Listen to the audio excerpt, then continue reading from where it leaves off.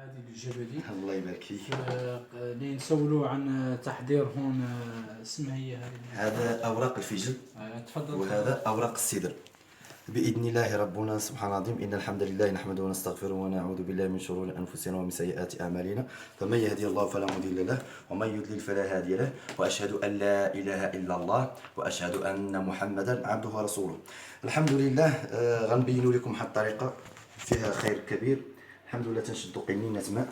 الناس ديال اهل الصحراء اما الماء الغدير، ماء الغدير هو ماء المطر، هذا فيه خير كبير. تنشدوا الحمد لله مثلا اوراق السدر. اوراق السدر في عند اي عطار، عند اي عطار هاد الاوراق السدر. وهادو اوراق الفجل، راهم هذا هو اوراق الفجل. هذا الفجل هو السذاب، راه تيكرهوا الجن. وبعد المنازل اللي فيها عمار البيوت ديال الجن ينصح العلماء تنصحهم يديروا البخور. مثلا الناس ديال الصحراء تيديروا تيدكت، كاين اللي تيديروا الفجل، راه ما تيحملوهش الجن سبحان الله العظيم. الفجل هذا صدره منين موجوده اصلا؟ الصدرة موجودة في موريتانيا، موجودة في ما مشيتي، موجودة في السعودية، موجودة في المغرب. وسبحان الله العظيم هذا السدر يكرهوا الجن، ما يحملوا الجن. سبحان الله. سبحان الله العظيم. هذا السدر مذكور في القرآن، والرسول عليه الصلاة والسلام قال لك من أصيب بمس أو بعين أو بسحر أو بحسد يشد 7 ورقات من السدر. كان 7 ورقات في عهد الرسول كبيرة، والآن دابا سبحان الله العظيم أنتم تشوفوها صغيرة. يعني إن شاء الله تنشدوا الماء. هذا هو الماء. تنشدوا بإذن الله حفنة. نديرو بحال هكا.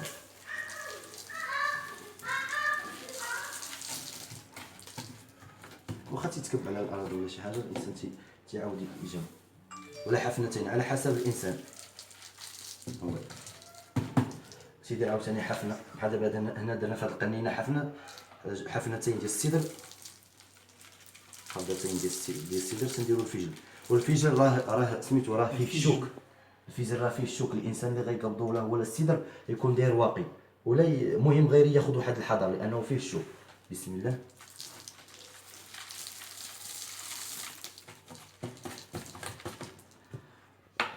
دريك حنا بحال مثلا درنا قبضتين يشدوا الانسان، راه غير مثال ثم يحركوا مزيان. سبحان الله العظيم. السدر والفجل تيدير واحد الكشكوشه بيضاء. هذا هو الدواء سبحان الله. قبل الانسان مثلا كان تيبغي يغتسل ما تيغتسلش بهذه القنينه 5 لتر كامل، تيغتسل غير من هنا. مثلا ناخذ واحد مثلا بحال هذا، غير يعدل كيف هكا يغتسل غير بهذا. يزيد الماء سبحان الله. هذه خاصنا نزيدو فيها شويه الماء. بسم الله توكلنا على الله. هذه اي واحد يقدر يديرها، ماشي لا بدا الراقي، اي واحد يتعلم يديرها. يغتسل به الطفل الصغير، يغتسل به الرجل الكبير، المرأة العزوج، المرأة الحامل، من اللي تيحس بالعجز ولا بالكسل ولا بشي حاجه ديال الحوايج. له فوائد كثيره سبحان الله. له فوائد كثيره سبحان الله. واللي بغى يقرا يعدل كيف شاء بحال هكا. بسم الله توكلنا على الله. شد القنينه. بسم الله. ويقرا فاتحه الكتاب مثلا اعوذ بالله من الشيطان الرجيم، بسم الله الرحمن الرحيم، الحمد لله رب العالمين، الرحمن الرحيم، مالك يوم الدين، إياك نعبد وإياك نستعين، اهدنا الصراط المستقيم، صراط الذين أنعمت عليهم غير المغضوب عليهم ولا الضالين. ينفر فيه صافي ينفت فيه. شحال من واحد تيقول بان غنقرا بزاف. تقرا فاتحه الكتاب 7 مرات، يعني 7 مرات سبحان الله العظيم فيها خير كبير سبحان الله العظيم. قرينا دريك وحده الحمد لله، وريناكم الطريقه. الانسان منين يقرا 7 فاتحه الكتاب على هذا الماء، منين يبغى يغتسل فوق شي بانو. يعني هذا الماء ما خاصو يمشي في مجاري المياه.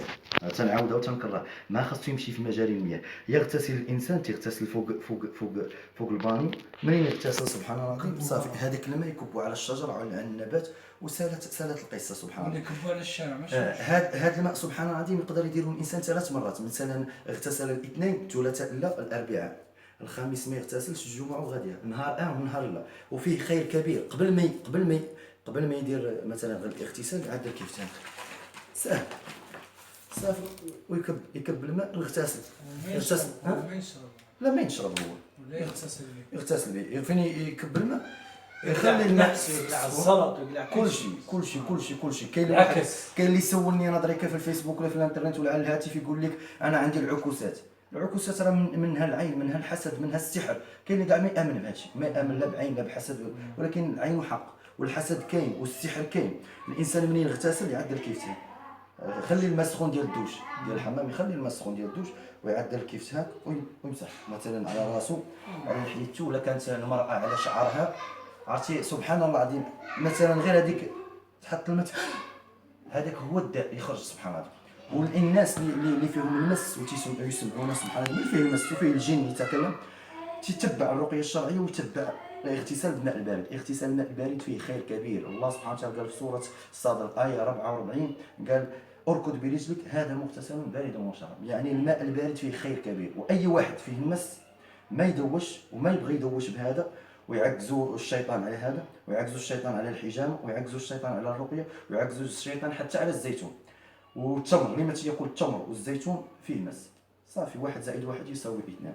ونسال الله العظيم رب العرش العظيم نكونوا هذا الشيء اللي درناه يكون ان شاء الله، يكون ان شاء الله اجر لينا وليكم من هاد الناس اللي معنا. تبارك الله الاخ عبد الله والاخ محمد الفخاري، تبارك الله. نطلب الله سبحانه وتعالى ان يشافي كل مريض، واسال الله العظيم رب العرش العظيم ان يشفيهم، وتنطلب الله سبحانه وتعالى يشافي كل مريض. والانسان يحاول عادي ما فيه شحال السيدر 5 دراهم ديال السيدر، 5 دراهم ديال الفجل، وسبحان الله العظيم 5 قنينه. الناس ديال الصحراء راه ماء الغدير كاين.